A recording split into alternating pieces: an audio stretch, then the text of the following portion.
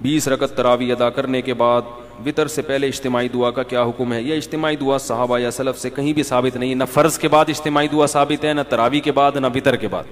سمجھ رہے ہو؟ فرض کے بعد بھی ثابت نہیں ہے، وطر کے بعد بھی ثابت نہیں ہے. اب بعض حضرات یہ کہتے ہیں کہ فرض کے بعد، کیونکہ وہ میں نے کہیں یہ بات کہہ دی تھی فرض کے بعد ثابت نہیں ہے، تو اس پہ پھر واٹس ایپ پہ اتنی لمبے لمبے میسج لوگ بھیجتے ہیں، وہ فلاں دلیل. دیکھو بات کے گل ویلے دی دے پھل موسم دا ہونا چاہیے، صحیح ہے نا؟ اتنی لمبی لمبی تحریریں پڑھنے کا آج کل کسی کے پاس ٹائم نہیں ہے. مختصر بات.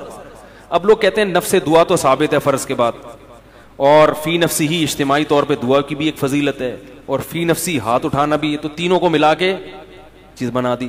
تو بھائی اس طرح تو پھر ہر چیز میں آپ کرو گے، پھر تو سنتوں کے بعد بھی فی نفسی ہی نماز تو پڑھی ہے، عبادت کے بعد دعا بھی افضل ہے، اور فی نفسی ہی اگر مل کے مانگے تو قبولیت کا امکان زیادہ ہے، اور اگر ہاتھ اٹھا لیں تو اللہ تو ہاتھ اٹھائی بھی دعا کو.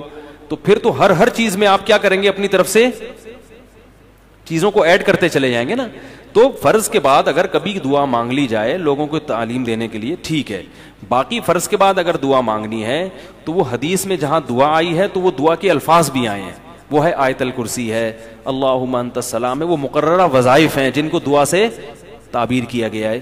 تو وہ والی چیزیں ہیں جن کو سنت یعنی ایک حدیث کا مطلب دوسری حدیثوں کے سامنے رکھ کے ہوگا نا. تو اس کا تذکرہ فقہ کی بھی کسی کتاب میں نہیں ملتا، جو عربی فتاوی ہیں ہمارے کہیں بھی نہیں ملتا.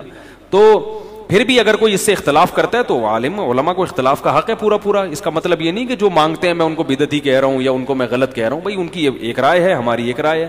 تو اس لیے یہ فرائض کے بعد امام کو دعا منگوانے پر زبردستی نہ کیا کریں. سمجھ رہے ہو کہ نہیں سمجھ رہے؟ گن پوائنٹ پہ نہیں، وہ مانگ لے ٹھیک ہے، نہیں مانگے تو بھی ٹھیک ہے. اور جو مانگ رہے ہیں ان کو بھی طنز نہ کریں، اور جو نہیں مانگ رہے میں تو ایسے یوں کر کے نکل لیتا ہوں، ٹھیک ہے نا. تو مجھے دیکھ رہے ہوتے ہیں یہ نہیں مانگ رہے، تو بھائی کوئی بات نہیں یار، ایک ایسا بھی ہونا چاہیے جو نہ مانگے. اس کا مطلب ہے نہیں کہ دعائی کے منکر ہیں ہم، دعا تو مانگے لیکن آپ کے مشورے سے کیوں مانگوں؟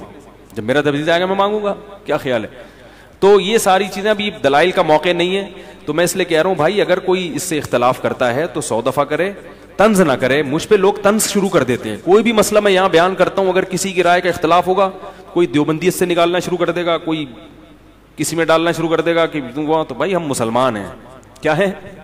مسلمان ہیں. ہم سب نے قرآن و سنت کو فالو کرنا ہے. کسی چیز کو اپنے مسلک کا وہ نہیں بنا لیا کرو، اور یہ چیز پھر مسلک پرستی میں آ جاتی ہے. اگر یہ چیز میری سمجھ میں نہیں آ رہی تو چاہے دیوبندی کہنے بریلوی کریں، میں نہیں مانوں گا اس کو. اور اگر ایک چیز بریلوی صحیح کر رہے ہیں دیوبندی صحیح نہیں کر رہے، میں مانوں گا.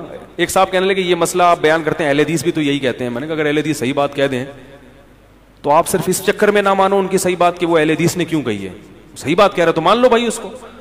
کیا خیال ہے؟ اگر وہ صحیح کہہ دے تو یہ تھوڑی کہ کیونکہ میرے بزرگ نے اس کے بولا ہے تو میں اب اسی پہ اڑ جاؤں. یہ پھر شخصیت پرستی ہے، یہ پھر اکابر پرستی، اور یہ ہمارے اکابر کا شیوا نہیں تھا. بہت سے مسائل میں ہمارے اکابر نے اپنے بزرگوں سے اختلاف کیا ہے. ابھی میں وقت ہوتا تو وہ گن کے بتانا شروع کر دیتا. تو ان بزرگوں نے تو نہیں کہا کہ یہ ہمارے شاگرد نے اختلاف کر کے نکل گیا ہمارے مذہب سے. ان کا ظرف بہت بڑا تھا، ہم لوگوں کے ظرف ہو گئے ہیں چھوٹے چھوٹے. دائرے ہم نے جو ہے نا بہت تنگ کر دیے، جو اس سے ذرا سا نکلے گا وہ جہنم میں جائے گا. تو یہ نہیں ہونا چاہیے. سمجھ رہے کہ نہیں سمجھ رہے؟ اللہ تعالیٰ سمجھنے کی عمل کی توفیق عطا فرمائے. وما علینا الا البلاغ. سبحانک اللہم و بحمدک.